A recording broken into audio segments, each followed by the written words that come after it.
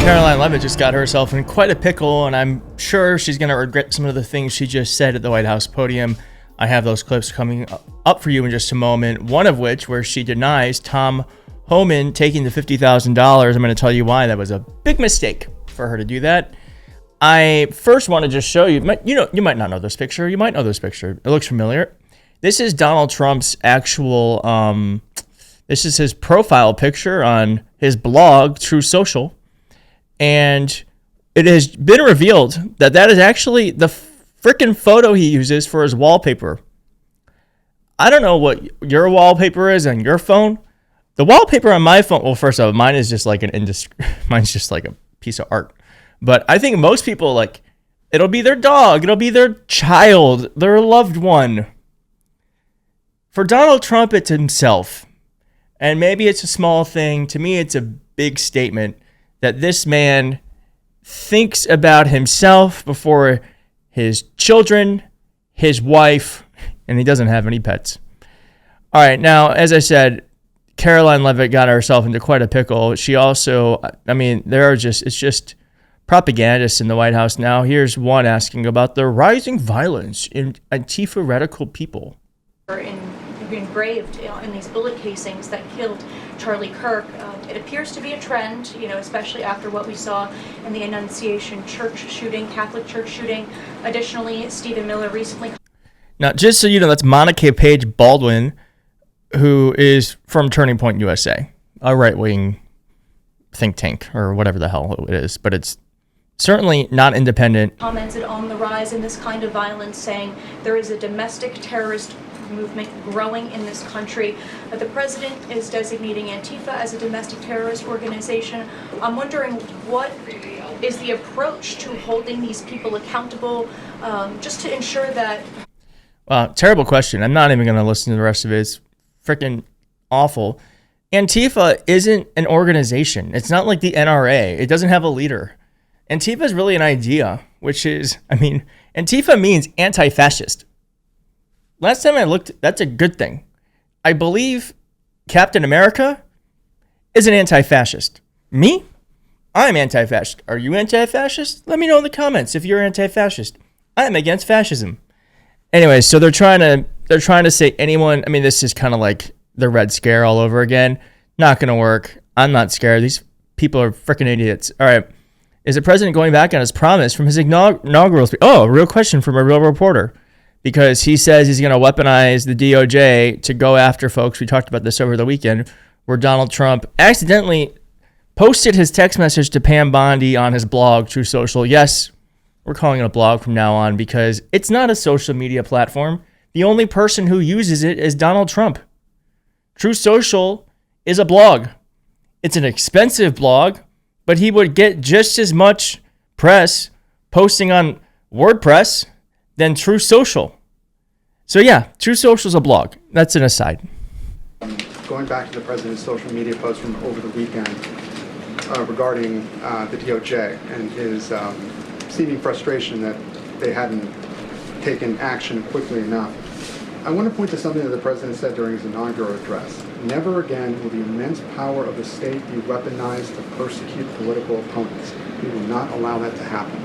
Is the president going back on his promise? No. In fact, the president is fulfilling his promise to restore a Department of Justice that demands accountability. And it is not weaponizing the Department of Justice to demand accountability for those who weaponized the Department of Justice. And nobody knows what that looks like more than President Trump. We are not going to tolerate gaslighting from anyone in the media or from anyone on the other side who is trying to say that it's the president who is weaponizing the DOJ. It was Joe Biden and his attorney general who No. We're not weaponizing it. They weaponized it. And now we're just using the DOJ to go after people who weaponized it. So clearly, two wrongs in this case make a right. Donald Trump we saw, texted our attorney general, to be clear, not his, ours. Pam Bondi represents us, Americans, not Donald Trump. Anyways, he texted her, highly impeachable, to go after folks with there's no evidence. That's I don't know what else you call that, but weaponizing the DOJ. Meanwhile, I guarantee you, Joe Biden didn't decide who, what, where, or why Letitia James or Merrick Garland did anything. Now, say what you will about those charges against the president. I think Merrick Garland really, really screwed up by not doing things quickly and strongly against Donald Trump. And I guarantee you, if it were up to Joe Biden, it would have happened the day after he got inaugurated, but it didn't. All right. And then she gets herself in quite a pickle here because Leavitt said that Tom Homan, well, let me just have her explain what Tom Homan did or didn't do with the $50,000 that he was bribed. Thanks, Karoline. So two on the Homan investigation. I mean, can you just speak to, did the president ask the Justice Department to close the case, and does Homan have to return the $50,000? Well, Mr. Homan never took the $50,000 that you're referring to, so you... Oh, okay. Interesting. I feel like what's going to happen now is there's going to be a tape that comes out because it's on tape, you idiot. Get your facts straight, number one. Number two, this was another example of the weaponization of the Biden Department of Justice against one of President Trump's strongest and most vocal supporters in the midst of a presidential campaign. You had FBI agents going undercover to try and entrap one of the president's top allies and supporters, someone who they knew very well would be taking a government position months later. Mr. Homan did absolutely nothing wrong, and even the President's Department of Justice, even Kash Patel's FBI, looked into this just to make sure. They had a number of different prosecutors and FBI agents who looked into this. They found zero evidence of illegal activity or criminal wrongdoing in the White House, and the president stand by Tom Homan 100%. Kash Patel, don't worry, everyone. Kash Patel looked into it, and because Kash Patel is a man of integrity, and he is surrounded by people who have the best intentions for Americans, we can just wipe this thing clean. And clearly there's no there. Clearly there's no there. No, of course not. Now, I believe it was MSNBC who posted this report.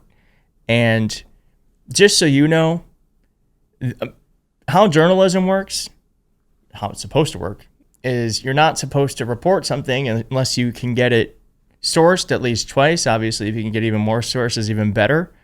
So when they're posting something like this, they, one, have either seen the evidence, or two, have corroborated it with multiple people who have said that the evidence is there, that Tom Homan took $50,000 from undercover FBI agents. And again, like I said in the middle of that video, she just screwed up. Because what's going to happen? Remember when they denied the birthday card? And Donald, I would never draw a birthday card. And then it eventually came out. I guarantee you that video is going to make its way out sooner rather than later. And I look forward to watching it here with all of you. I believe that's all we got. That's all we got. Yeah, the rest is just about political stuff. And oh, by the way, if you're on TikTok, it's going to be soon owned by Donald Trump loyalists and Fox News. So maybe get off TikTok, get on YouTube, subscribe, like this video, and I'll see you next time.